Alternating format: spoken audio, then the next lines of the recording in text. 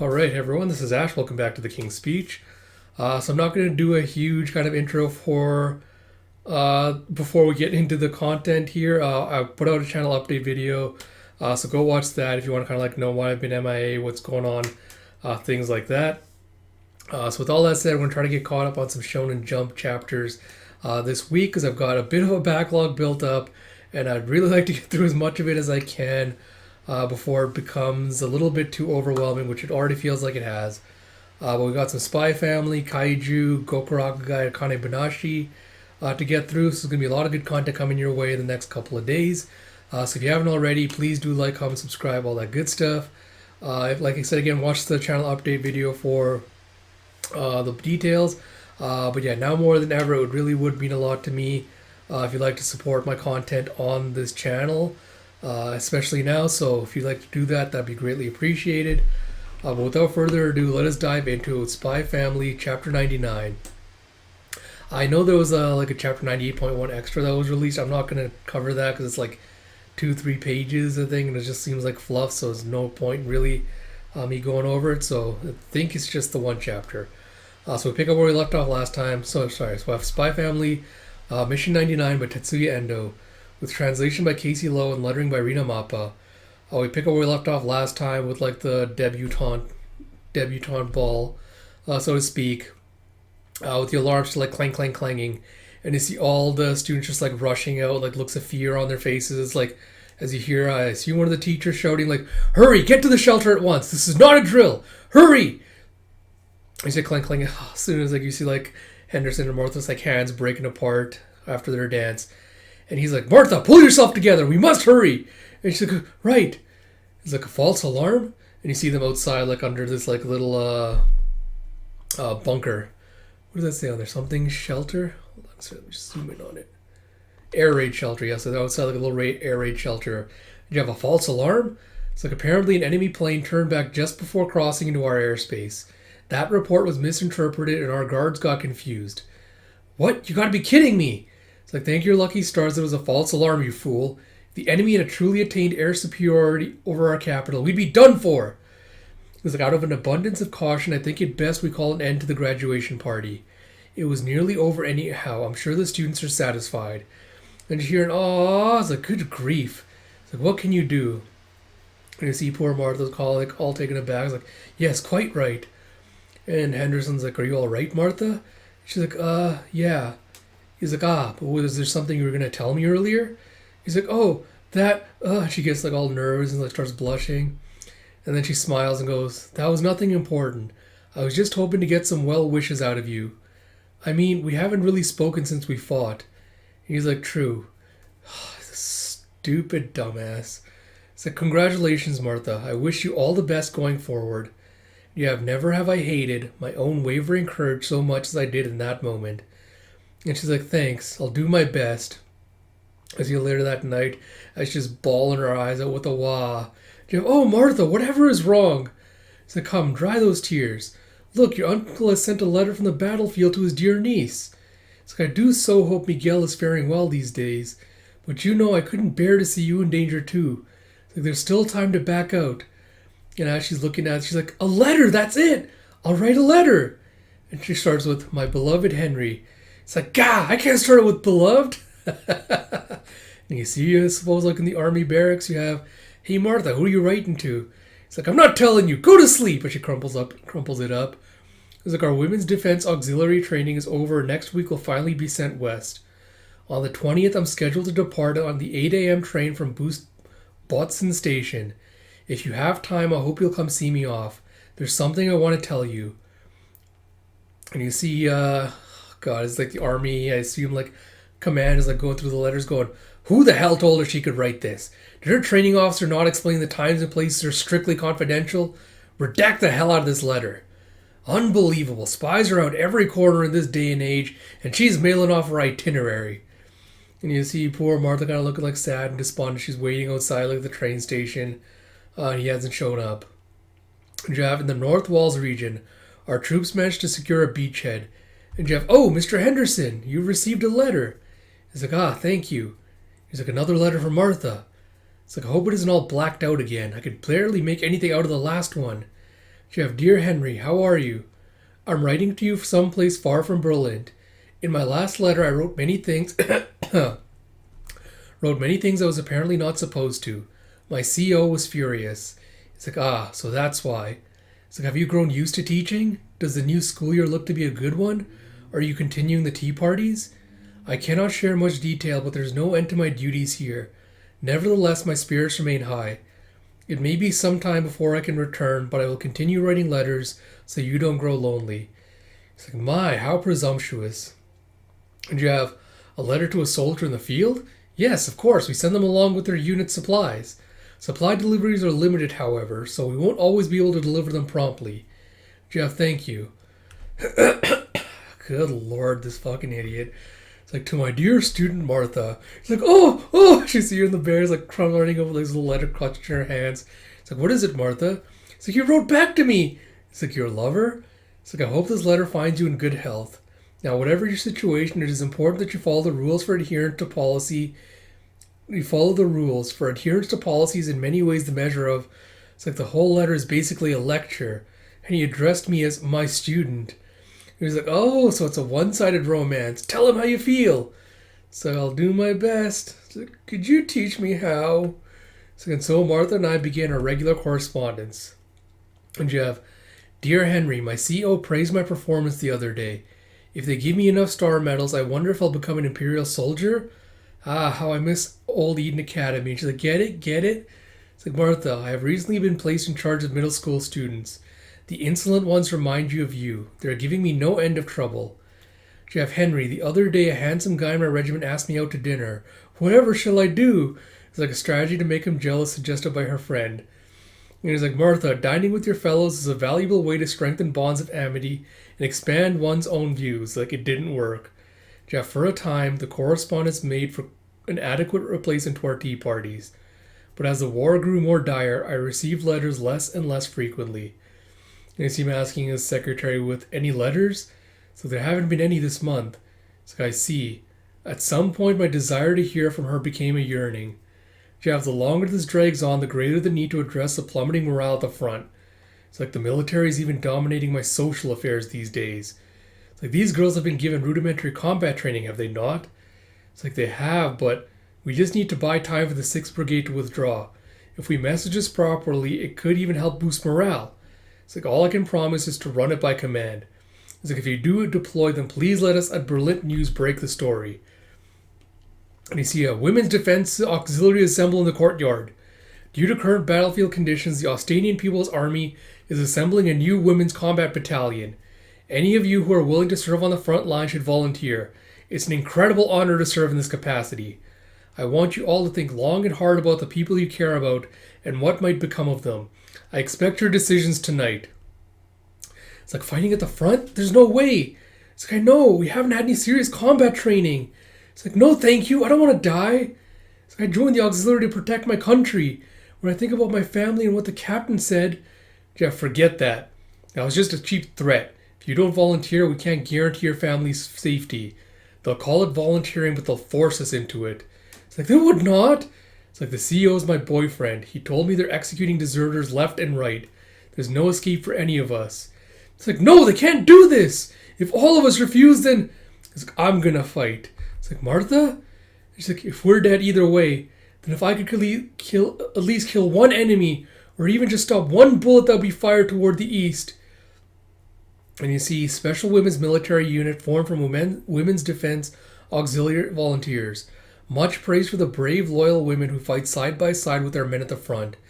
And you see Henderson just like reading this in the newspaper, like in shock. Yeah, Mr. Henderson, the debate competition is about to begin. He's like, yes, forgive me. Jav, the topic is, can we ever free ourselves of war? First, to argue the opposing position, Donovan Desmond. Christ. And you see a less, like, ghoulish looking Desmond going, ready. You see, still looks like very, like, not stone-faced, but like expressionless almost. Like, he's very wide-eyed, like, there seems like there's something, like, almost brainwashed. It's like, we will never be free of war. History is clear proof of that. But what if we purged all weapons from the world?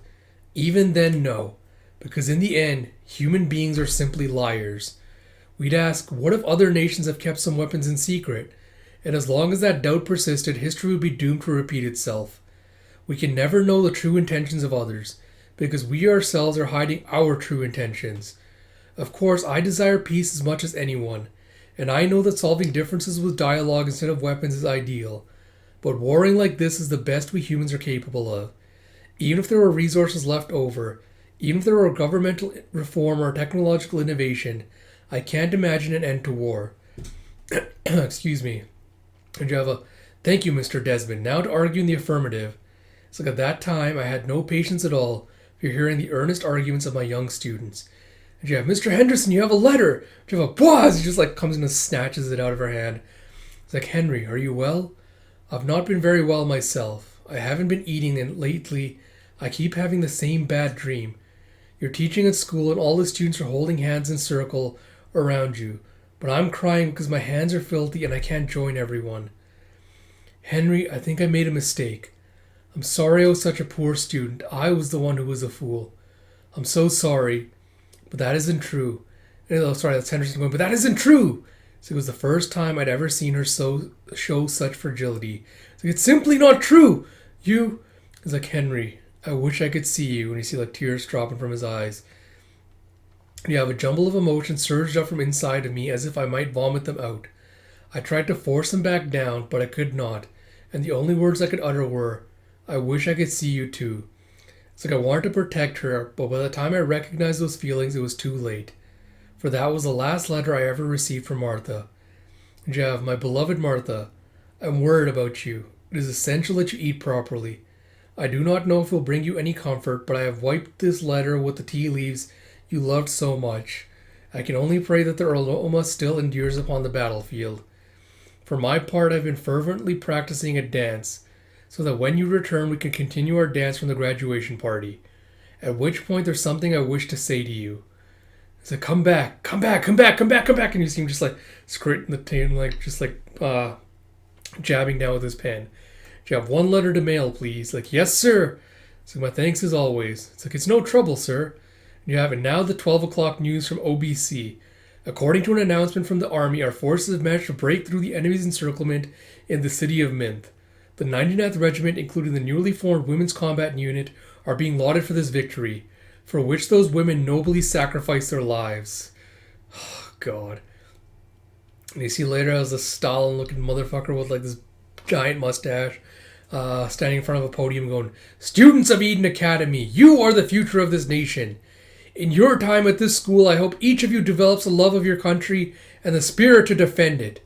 There is much you can learn, boys and girls alike, from the courage of the women who fought and died so valiantly. And you hear, shut up! Do not mythologize them. Mr. Henderson, please sit down.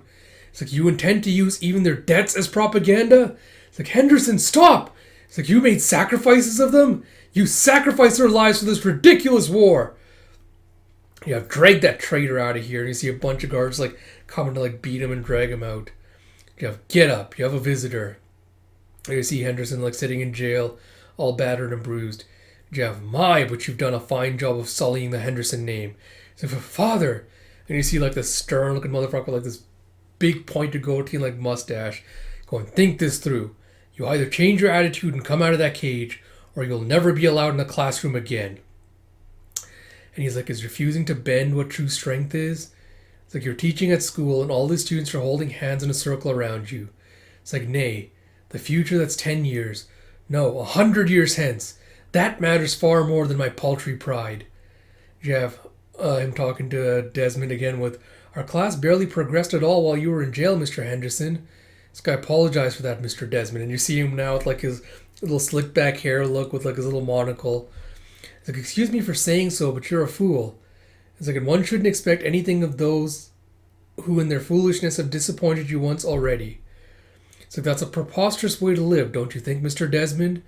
If we gave up on everyone and everything so quickly, that would be the end of human history. And you see him holding a textbook of Austinian history. It's I, for one, would be out of a job. It's well, I wouldn't want that. I always enjoy your lectures, Mr. Henderson. So then I expect you'll study hard for tomorrow's class. It's yes, sir. The fighting had taken a grievous toll on both sides, and the war soon staggered to a painful end. Before long, the streets of Berlin were full of demobilized soldiers, but the one I'd been waiting for was not among them.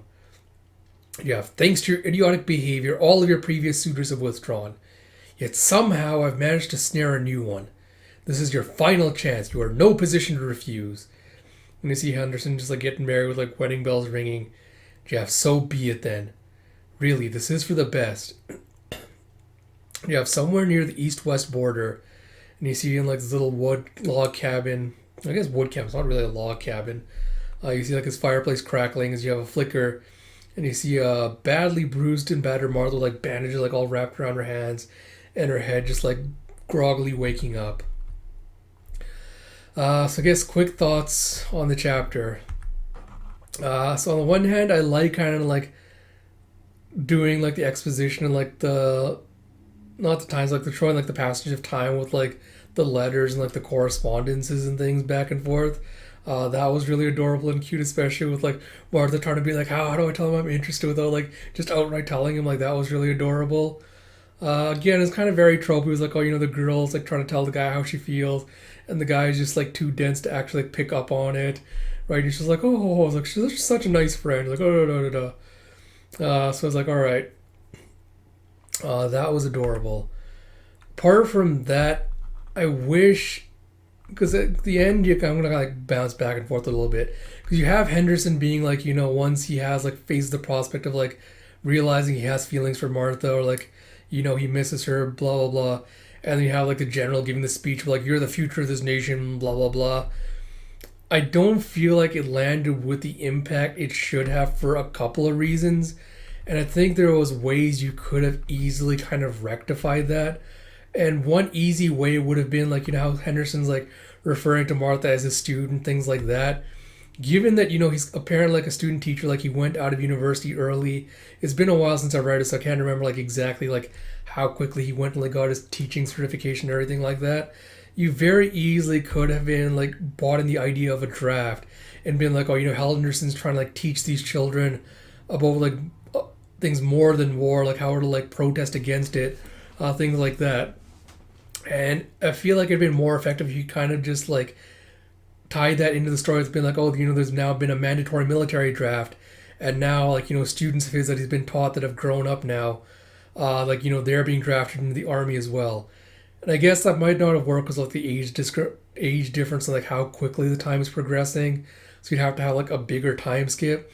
But I feel like that would have been a more impactful way to do this. Is like, Henderson sees like actual students of his that he's like teaching, trying to keep them out of the war effort, being drafted into the military, being fed propaganda through the news. It's kind of like getting them to enlist for the things. Because the one thing I was thinking of like between all this stuff was Captain America, the Marvel movies of Captain America. Because I feel like the relation between Henderson and Martha kind of reflects the one between like Peggy and Steve. We have like the same kind of dynamic except almost reversed. But in that one you have like, it just like occurred to me, you have a plot point of like, Steve is basically faking his age to try and enlist in the army because he so strongly believes in like what they're doing that he wants to go and serve in the military. He wants to like, fight for his country. And he's literally lying about his age to try and like get them to enlist him. And you could have, again, easily done that as a plot point in this as well to kind of show, like, the horrors of war, like, how far-reaching it is. So that's one kind of, like, aspect of it that you could have done. The other is, like, again, when he's talking about, like, the propaganda stuff, like, especially with the news, with the generals, like, meeting with, like, the newspapers, politicians being like, hey, we can spin this like this to drive up morale and stuff. I feel like it needed a little bit more focus, not just kind of like, oh, Henderson's kind of like just like eavesdropping on it, like he hears just as he's like kind of like walking by. Because I feel like just dropping in like little bits like that without tying into how it's affected the characters we care about and like how it kind of affects and changes their motivations, I think is where a lot of this arc has been kind of lacking. So yeah, again, I feel like we really could have done more with this, like stretch this out a couple of chapters to make this more impactful. But yeah, I think apart from that, I think the most interesting part of this chapter is us getting a glimpse of like, teenage Donovan Desmond and kind of like his mindset and everything, because it makes me think now that his entire theory, because I know a lot of people have speculated like, you know, he was the one behind like Anya's like mind reading telepath project, whatever that was, and he's been like trying to do it to like, you know, probably like get information from other countries and things. But I'm wondering if instead of that, if his plan is to make everyone psychic so it's impossible to hide your thoughts from each other. So that way, you know, this whole idea of like, oh, you know, human beings are simply liars. This is like his way to like force everyone to finally be like, tell the truth no matter what. Is because if everyone's psychic, if everyone can read your mind, read your thoughts and intentions, and, you know, like that's how you can build like, you know, absolute trust in someone else and finally bring an end to wars. Like, you know exactly what everyone else is thinking. I feel like that might be the direction this is going. But yeah, we'll see where it goes. Apart from that, Martha at the end, you know, being like rescued off like from the war, I do wonder if this is how she became a butler for the Black Bells. If that's what happens, like, you know, because we know Becky's father is an arms manufacturer. Like, we know he runs like Black Belt like weapons manufacturing or whatever. So maybe this is how like she met him, and like how she like basically like, pledged service to him, became the family butlers. Like, oh, you know, the guy found her during the war or something, and then because he saved her life, Martha's like, yeah, you know what, I'll come and work for you to kind of like repay my debt kind of thing. So we'll see where it goes. It looks like this is gonna be ending relatively soon. But yeah, like of all the war chapter kind of flashbacks I think we've gotten in Spy Family, I feel like this one's definitely been the weakest so far. I feel like it just hasn't had the impact that the other ones have had. But I do like the Martha Henderson romance. Like, it's very adorable and cute. But I feel like Endo-san really didn't capitalize on this arc and the themes as much as they could have. And like I mentioned in previous videos, it is extremely and supremely relevant to real world events that are happening right now. But I feel like a lot of this feels like they're just too afraid to kind of take like an actual bold stance on this. So I don't know. Just my thoughts on it. But yeah. So with all that said, like I mentioned at the beginning, please do go watch the channel update video that kind of talks about like why I've been MIA, what's happening with the channel, stuff like that. Like I also mentioned that I will be getting around to the Shonen Jump chapters this week, so look forward to those dropping. As always, if you enjoy these videos, please do like, comment, subscribe, all that good stuff. Like I mentioned, especially now, it really would mean a lot to me to kind of see your support for this channel and for the content I create. So if you'd like to do that, that'd be greatly appreciated. Till next time, this is Ash. Talk to you all later.